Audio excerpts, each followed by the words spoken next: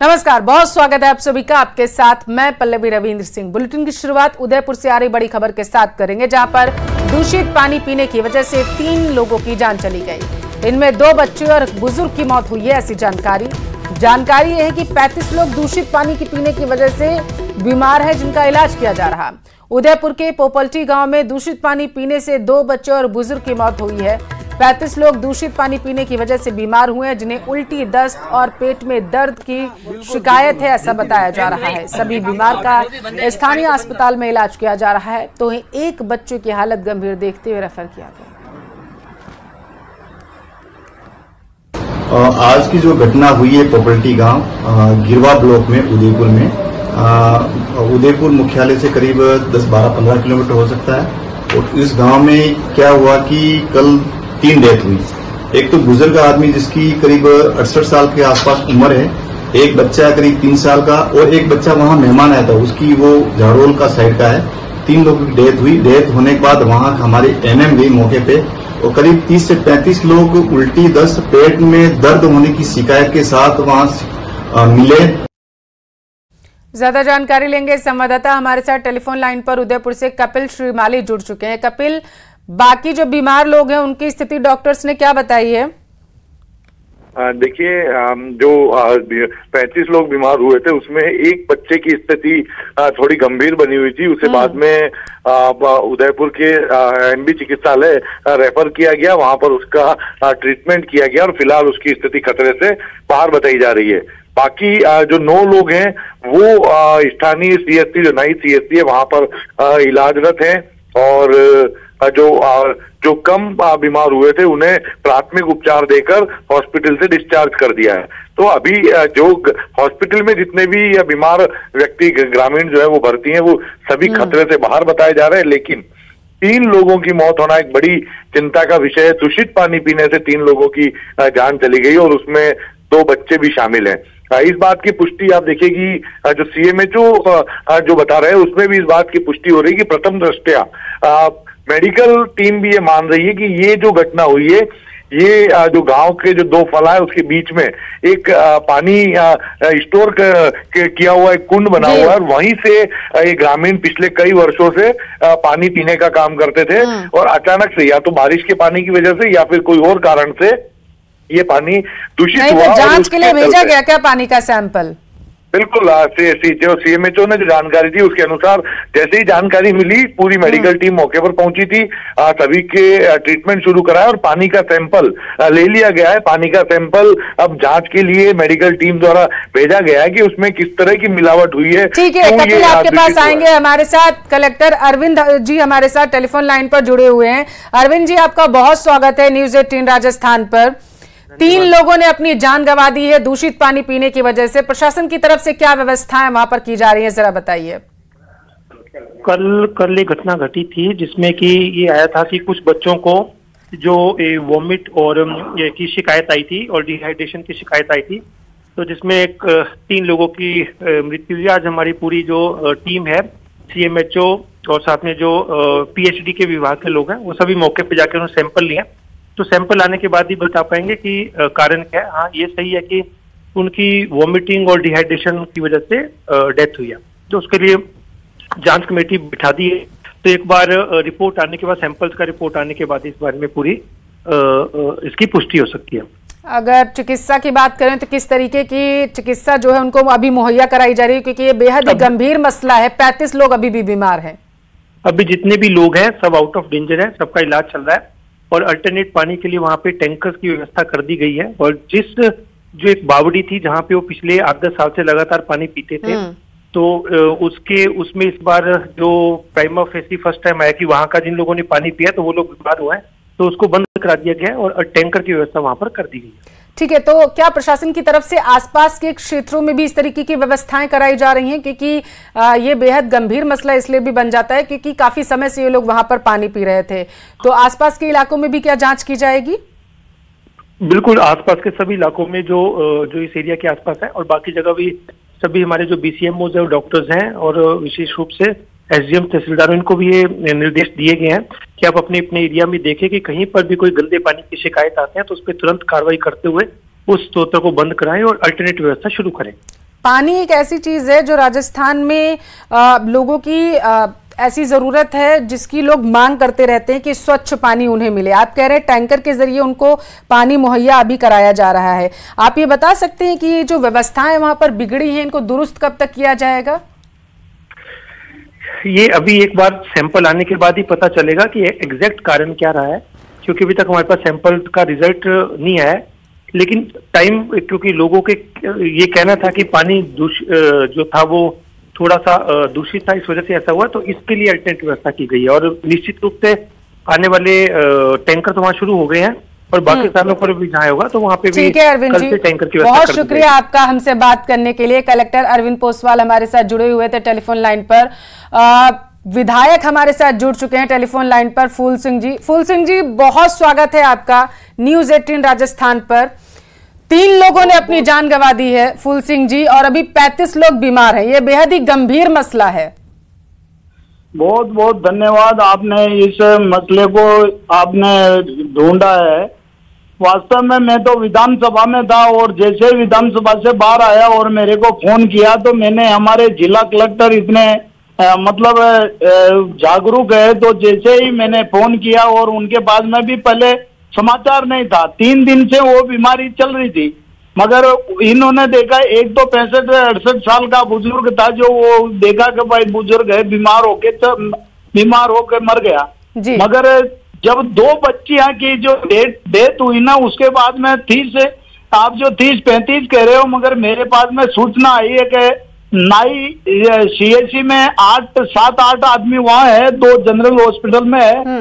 और जैसे ही मेरे को पता पड़ा तो हमारा CMHO और SDO साहब और PhD के अधिकारी और सारे के सारे वहाँ पे पहुंच गए हैं जहाँ से जो पानी प्रदूषित हो रहा था। फूल सिंह जी, आपको नहीं लगता है कि यहाँ पर अब सवालिया निशान ये उठेंगे कि प्रदेश में सरकार अभी आपकी है, आप लोग स्वच्छ पानी अगर मुहैया नहीं करा पा रहे हैं राजस्थान की जनता को, तो आगे की सुख सुविधा देने की दावा आखिर सरकार की तरफ से, प्रशासन की तरफ से कैसे किया जा सकता है? ऐसा है मैडम, पाइपलाइन बिछ गई है और जल जीवन मिशन का काम चालू है और एकदम तो होगा नहीं, वो उस गांव में भी पाइपलाइन बिछ चुकी है, टंकियों का काम चल रहा है, जल्दी ही वो पाइपलाइन का पानी द्वारा पानी मिलेगा। मगर ये दूषित पानी कैसे हुआ है, ये तो पूरी जिंदगी भर पी रहे थे पानी, वही पानी पी रहे थे, मगर अचानक ये एक्सीडेंटली केस हो सकता है कि भाई ये कुएं का पानी रात दिन पीने वाला, ऐसे कैसे बीमार हो सकते हैं? ठीक है फूल सिंह जी, तो आप लापरवाही इसमें किसकी मानते हैं? ये तो कुदरती करिश्मा है मैडम, इसमें लापरवाही का तो बात ही नहीं है। पानी वो हमेशा पी रहे थे, उसी पानी कुदरत के करिश्मे से तो वो वहां पर पानी पी रहे थे ना इतने साल में। अब आप ही कह रहे हैं कि वहां पर कोई ना कोई समस्या तो जरूर उत्पन्न हुई होगी जिसकी वजह से ये लोग बीमार पड़े हैं। अब इसका सैंपल ले लिया मैडम, अब वो जांच होगी तो ही मालूम पड़ेगा इसका। ठीक है, चलिए, वो तो जांच का विषय है। मुआवजे को लेकर के क्या कुछ प्रशासन की तरफ से इंतजाम किया जा रहा है, यही बता दीजिए आप।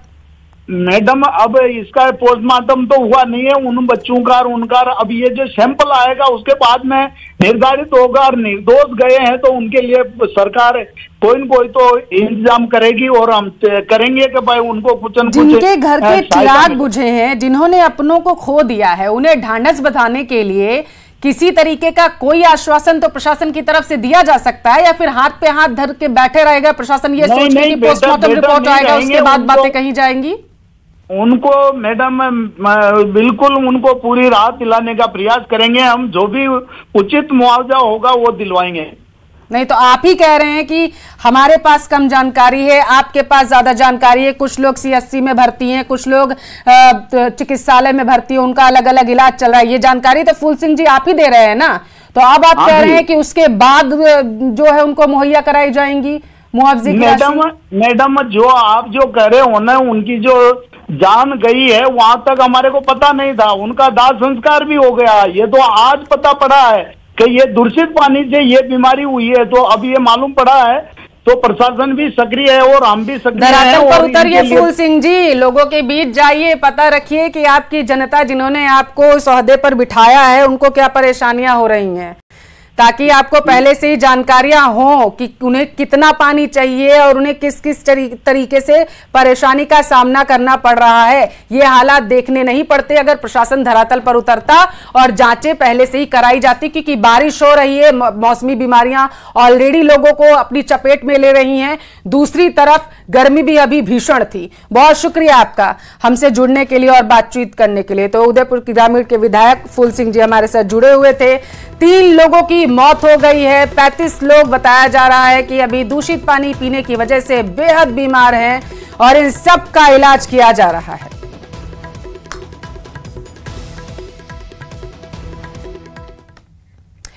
गौपालन विभाग ने 20 जुलाई से एक पौधा गौ माता के नाम की शुरुआत की। इसके तहत प्रदेश की गौशालाओं में करीब 12 लाख पौधे लगाए जाएंगे। इसका शुभारंभ मुख्यमंत्री भजनलाल शर्मा ने किया। हिंगोनिया गौशाला में शुभारंभ कार्यक्रम में 7,500 पौधे लगाए गए।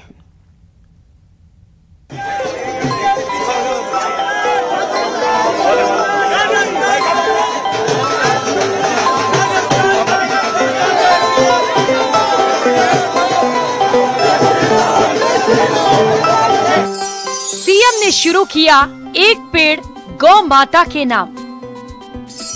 7500 पौधे लगाने के साथ अभियान की शुरुआत। हरियाली तीज पर 1 करोड़ पौधे लगाने का लक्ष्य। वैचारिक समृद्धि, विकसित राष्ट्र की पहचान। पर्यावरण संरक्षण के प्रति फर्ज निभाएं नौजवान।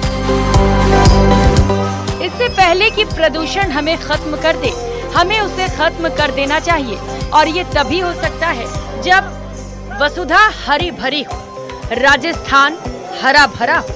तभी प्रदेश के मुख्यमंत्री भजनलाल शर्मा ने हरियाली तीज पर 1 करोड़ पौधे लगाने का लक्ष्य रखा है। हम सब एक सघन वृक्षारोपण भी करें। हमने कहा है आने वाले 7 अगस्त को हरियाली तीज का त्योहार है और वो हरियाली तीज का त्योहार राजस्थान के लिए बहुत महत्वपूर्ण है। और राजस्थान के लिए इसलिए महत्वपूर्ण है कि राजस्थान में, क्योंकि राजस्थान का जिस तरह से क्षेत्रफल है, राजस्थान की भौगोलिक स्थिति है, हमारे यहाँ वर्षा कम होती है, लेकिन अब की बार तो वर्षा ठीक हो रही है।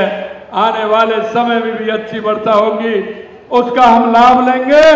7 अगस्त को हरियाली तीज के अंदर पूरे राजस्थान के अंदर 1 करोड़ पौधे से ज्यादा एक दिन में लगने वाले हैं। दरअसल शनिवार को मुख्यमंत्री भजनलाल शर्मा जयपुर की हिंगोनिया गौशाला पहुंचे थे। यहां उन्होंने एक पेड़ मां के नाम अभियान की शुरुआत की। इस दौरान उन्होंने हिंगोनिया गौशाला की व्यवस्थाओं का जायजा लिया। मुख्यमंत्री ने युवाओं को संबोधित करते हुए कहा कि जब युवा 18 वर्ष का होता है तो उसे मतदान का अधिकार मिलता है, लेकिन इस अधिकार के साथ कई दायित्व भी जुड़ते हैं, जिनमें पर्यावरण संरक्षण भी एक है। सबसे पहले तो मैं आप सभी को धन्यवाद देना चाहता हूँ और धन्यवाद इस बात के लिए देना चाहता हूँ कि यह गौशाला, क्योंकि हम गौ माता को गौ माता कहते हैं और गौशाला के माध्यम से हम गाय की सेवा भी करते हैं। और आज जो ये कार्यक्रम जो करने वाले हैं, मेरे को बताया 5100 पौधा लगाने वाले हैं, लेकिन पता चला कि उनकी संख्या भी बढ़ा करके आपने 7,500 कर दिए। इसके लिए भी मैं आप सभी को बधाई देना चाहता हूं। मित्रों, हमेशा हम सामाजिक सरोकार के कार्य करते हैं।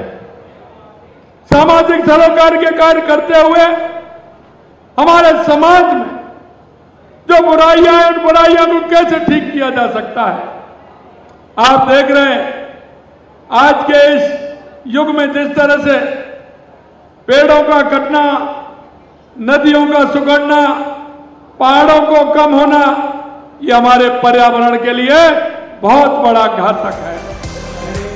मुख्यमंत्री ने कहा कि उन्नत राष्ट्र की पहचान भौतिक विकास से नहीं, बल्कि वहां के लोगों की वैचारिक समृद्धि से होती है। इस अवसर पर सीएम ने प्रदेश वासियों से आह्वान किया कि वे सभी पर्यावरण संरक्षण के प्रति अपने दायित्व को निभाएं और एक पेड़ मां के नाम अभियान को राजस्थान में सफल बनाएं। न्यूज़ 18 राजस्थान के लिए जयपुर से रोशन शर्मा की रिपोर्ट।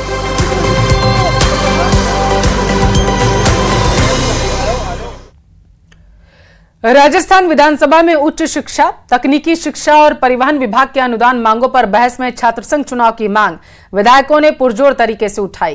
कांग्रेस विधायक मुकेश भाकर, अभिमन्यु पुनिया, ललित यादव, मनीष यादव और निर्दलीय विधायक रविंद्र सिंह भाटी ने छात्र संघ चुनाव करवाने की मांग उठाई। कांग्रेस विधायक मुकेश भाकर ने कहा है कि प्रदेश का युवा छात्र संघ चुनाव की मांग कर रहा। आप कह रहे हैं कि पिछली सरकार ने छात्र संघ चुनाव बंद किया तो हमें जनता ने सजा दी। उप मुख्यमंत्री जी, आप ताकत दिखाओ, आप तो छात्र संघ चुनाव करवा दीजिए।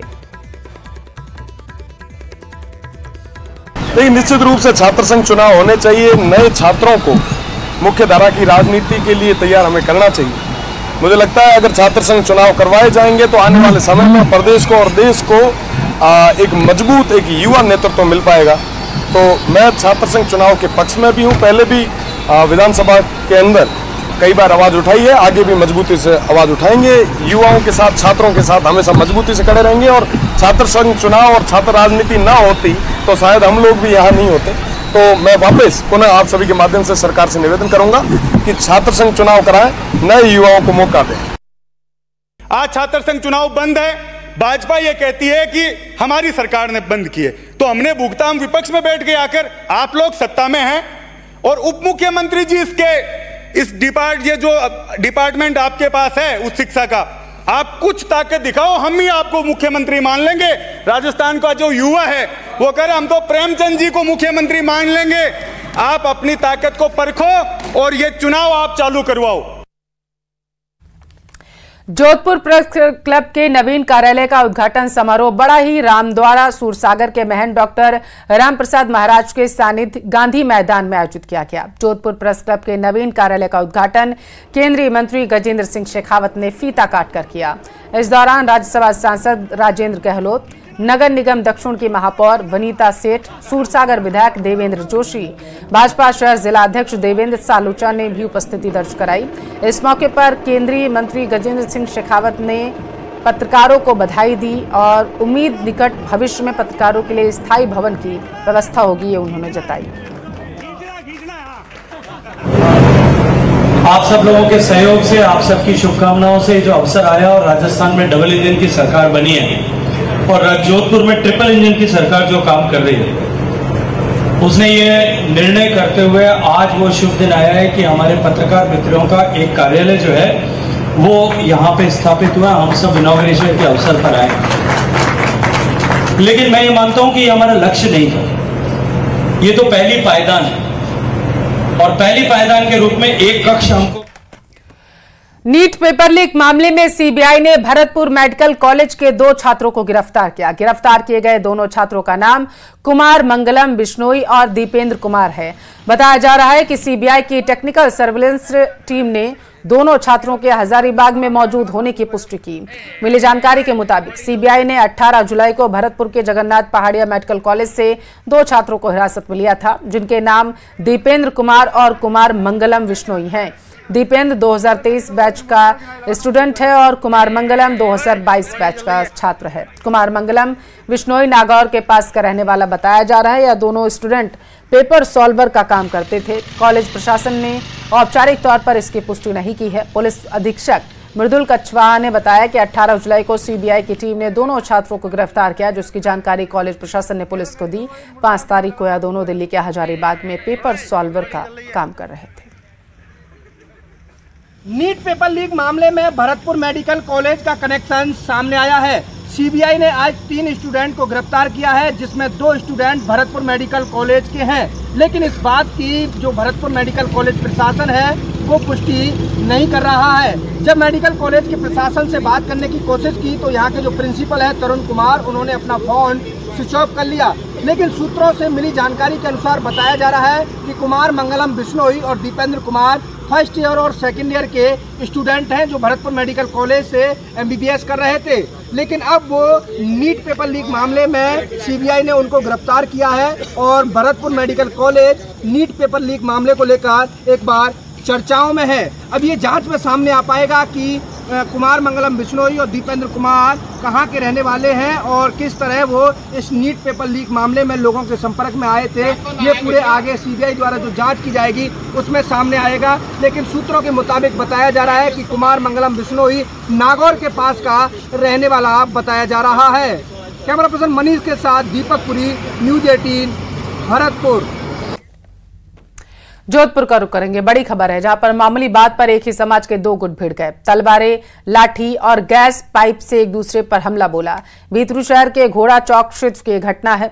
घटना CCTV में कैद हो गई थी जो पास ही में लगा था और अब ये तस्वीरें सोशल मीडिया पर तेजी से वायरल हो रही हैं। तो दो गुट आपस में भिड़ गए जिसके बाद वहां पर बवाल हो गया।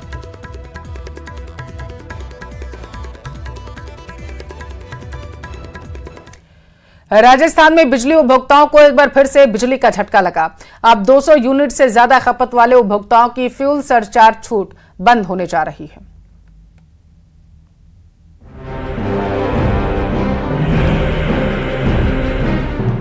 प्रदेश में बिजली उपभोक्ताओं को जोर का झटका।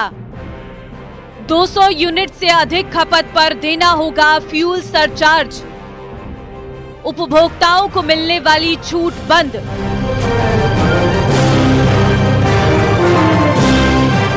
अगस्त 2023 में कांग्रेस सरकार में 200 यूनिट से अधिक खपत वाले उपभोक्ताओं को फ्यूल सरचार्ज पर छूट दी थी, लेकिन अब भजनलाल सरकार ने इस छूट पर रोक का फैसला लिया है, जिसके चलते घरेलू बिजली उपभोक्ता को भारी झटका लगने वाला है। हालांकि 200 यूनिट तक उपभोक्ताओं को फ्यूल सरचार्ज पर छूट मिलती रहेगी। हालांकि कांग्रेस सरकार इस फैसले पर सवाल खड़े कर रही है। हमारी पूर्ववर्ती सरकार ने फ्यूल चार्ज निःशुल्क करने का काम किया था। इस राज्य सरकार ने वो फ्यूल चार्ज फिर से लगाने का काम किया, जिससे कि 15 लाख उपभोक्ता उस पर प्रभावित हो गए। हम इस सरकार की निंदा करते हैं और इसका वो कहना चाहते हैं कि समय रहते आप चेतिए, क्योंकि आपको आमजन किसान मजदूर की सेवा करने के लिए सरकार ने स्थापित किया था, लेकिन आप प्रतिदिन गलत फैसले कर आमजन किसान मजदूरों को प्रभावित करने का काम कर रहे हैं। सरकार के इस फैसले से 15 लाख उपभोक्ता प्रभावित होंगे, जिनमें से 8 लाख उपभोक्ता पहले छूट का लाभ उठा रहे थे। उपभोक्ताओं को हाल ही में जारी किए गए बिलों में अब फ्यूल सरचार्ज भी शामिल है, जिससे उन पर 100 से 1200 रुपये का अतिरिक्त बोझ बढ़ गया है। सरचार्ज की गणना 61 पैसे प्रति यूनिट के हिसाब से की गई है। इस कदम से राज्य सरकार भीलवाड़ा और शाहपुरा में बिजली कटौती से नाराज कांग्रेस कार्यकर्ताओं ने विरोध जताया। साथ ही 7 सूत्री मांगों को लेकर ज्ञापन सौंपा और चेतावनी देते हुए कहा है कि अगर 10 दिन के अंदर 7 मांगों को पूरा नहीं किया जाता है तो कांग्रेस दोनों हिस्सों में बड़ा आंदोलन करेगी।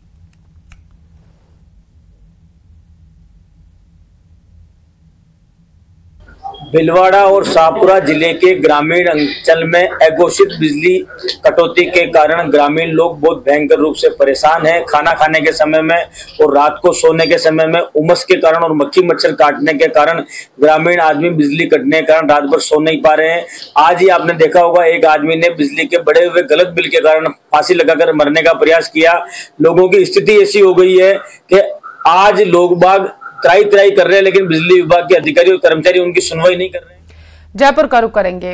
राजस्थान यूनिवर्सिटी के 2 छात्रों का भारतीय टीम में चयन हुआ है। बास्केटबॉल टीम में महावीर और Hariram Chaudhary Asian University Games के लिए भारतीय टीम में चयन हुआ। 7वें एशियन यूनिवर्सिटी गेम में भारत का प्रतिनिधित्व करते हुए नजर आएंगे। कुलपति ने दोनों खिलाड़ियों को शुभकामनाएं दी।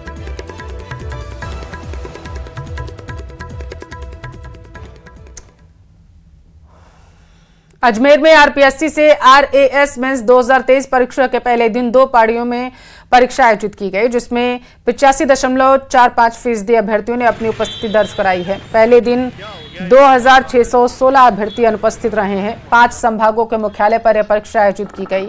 972 पदों के लिए आयोजित होने वाली इस परीक्षा के लिए 19,348 परीक्षार्थी पंजीकृत किए गए।